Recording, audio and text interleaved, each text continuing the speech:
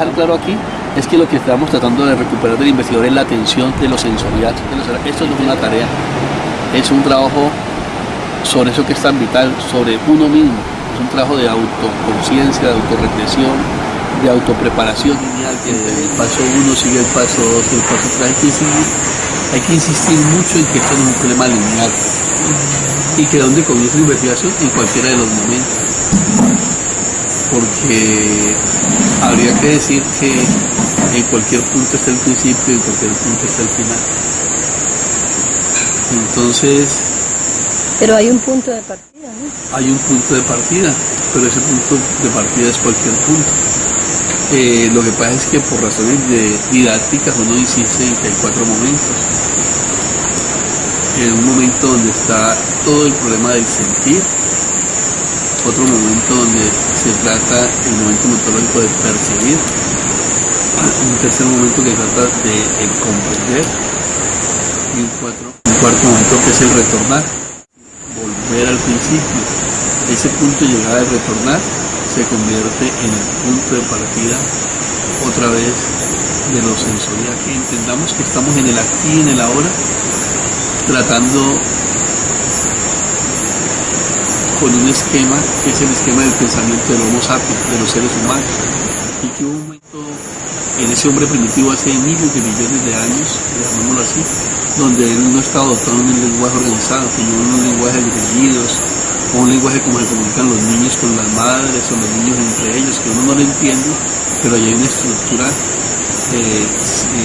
significativa que le permite a la madre comprender la demanda del hijo, o a unos niños realmente ellos se comprenden, pero no es un lenguaje organizado como lo tenemos ahora. Pero el gran problema es que nosotros estamos en el aquí y en el ahora, tenemos un lenguaje organizado y nos piden que renunciemos al lenguaje organizado para ir volver solo a sentir. Entonces hay una contradicción que nos cuesta mucha dificultad, por eso el sentir se vuelve tan difícil. El sentir, que es el momento metodológico del ir, el primer, llamémoslo así, el primer momento, el del ir, donde se trata fundamentalmente de usar los sentidos. No de ir a juzgar la realidad, ni a comprenderla, ni a interpretarla, es simplemente a sentirla con nuestros órganos de los sentidos, fundamentalmente, pero también a sentirla con el corazón, por eso se habla también de... Es decir, nadie me puede negar en un lugar, por ejemplo, como este, que yo no sienta felicidad, que no me sienta alegre, que no me sienta con una exposición del espíritu, ¿sí? Eso uno puede decir que no es lo sensorial, pero eso es un poco lo del sentipensamiento, como dice Eduardo Falborda, y en ese desarrollo de ese sentir es que nace la virtualidad. Cuando ese Homo sapiens, por ejemplo, se bajaba y se encontraba con el tigre y el tigre lo perseguía para comérselo, digamos que un día con una reacción refleja, ese ser cogió una rama y la batió para tratar de defenderse del tigre, sin pensarlo, sino como un acto, como un reflejo involuntario. Y en ese momento él vio que el tigre retrocedió, entonces él se dio cuenta en ese momento, y eso nace la virtualidad, y va a ser el camino de la ciencia, porque el camino de la ciencia no es más que potenciar los sentidos. Así nace un telescopio, así nace el arco, así nace la red, así nacen los análisis de sangre y todo este tipo de cosas que tienen que ver con la ciencia. Los grandes conocimientos de la astronomía se dan potenciando el telescopio, que es una forma, digamos, de alargar, de potenciar la vista. Entonces, quiere decir eso porque ¿por qué que comienza por los sentidos? Porque los sentidos, la prolongación de ellos es la que hace la posible la construcción de la ciencia de alguna manera, de la técnica, de la tecnología. Vamos a hablar de una maqueta conceptual. Entonces, lo primero que la gente hace es cuando dice una maqueta, dibuja la manzana o dibuja aquel recorrido del mar, ¿sí? Y comienza. Vi un perro, vi un gato, vi un pelícano, vi una lancha, y el sol. Y entonces lo que hacen es una transposición mecánica de cada uno de los elementos de lo común y lo distinto acá. Entonces no se trata de traer la realidad y como reflejarla. Esa es la famosa teoría del reflejo, que era en el cerebro, que las cosas están en el cerebro como un reflejo de la realidad. Ese fue pues, el gran problema de la teoría del reflejo. Entonces se trata de encontrar un sistema de significación. Un sistema de significación con los que no se trata de que acá están los elementos. Y lo que la primera gente hace es un mapa, como hacer una maqueta arquitectónica, si hay una casita por una casa, si hay un carro poner un carro, si hay un perro poner el perro. Eso se puede poner, no quiere decir que no. Inclusive se podría emplear como referencia a la maqueta arquitectónica, pero no quiere decir siempre que sea una maqueta arquitectónica. Es una maqueta conceptual. ¿Ves? Para hablar de la maqueta conceptual más es importante hablar de los sistemas de significación y los sistemas de recalibración.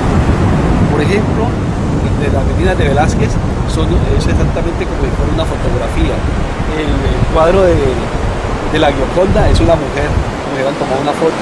Y así en el Greco, en el Tierra del Greco encuentra que son como dibujos de la realidad, como si se quisiera detener la realidad en una fotocopia y trasladarla. Claro, ese arte también significa. De la Gioconda se habla de la mujer de la eterna risa, de las meninas se habla de unas mujeres que hay allí, del Tierra del Greco igualmente. Indudablemente ahí hay significación en la representación, en una foto también hay significación, pero lo que queremos más es que haya más significación que representación, que se le dé más potencia, no a trasladar mecánicamente la realidad a un papel o a un grabado o a una maqueta, sino por ejemplo los antiguos empleaban el arte antiguo.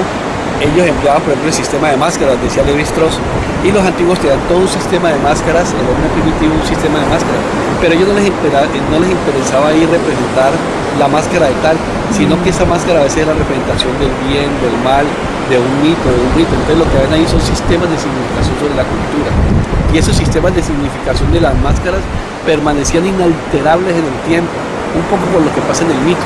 El mito permanece inalterable en el tiempo, pero el mito no es el mismo. Por eso el mito no se puede escribir, porque cuando el mito se escribe, ese mito ya no es, porque el mito tiene una dinámica en cada momento histórico y es interpretado por cada comunidad. Entonces, en el mito hay un sistema de significación. Cuando Mateo le da el fuego a los hombres y se representa eso en esa foto, en ese cuadro tan bonito, él entregándole el fuego, allí hay una representación. Pero el mito de Prometeo es más significación, como que es la liberación del hombre de la naturaleza y todo lo que después de eso es lo tan importante. Eso pasa con el mito de Sísifo. El mito de Sísifo del eterno retorno. Cuando hablamos de la maqueta, estamos hablando de un sistema de significación. Entonces no es el traslado mecánico de unos diarios de campo individuales a unos diarios de campo grupal y de estos elementos grupales mecánicamente a la maqueta. No, hay que tener esos elementos en cuenta. Pero a lo mejor ninguno de esos elementos está y uno tendría un sistema de significación sensorial. Ahí está la Lo que hay que dejar claro aquí es que lo que estamos tratando de recuperar del investigador es la atención de lo sensorial.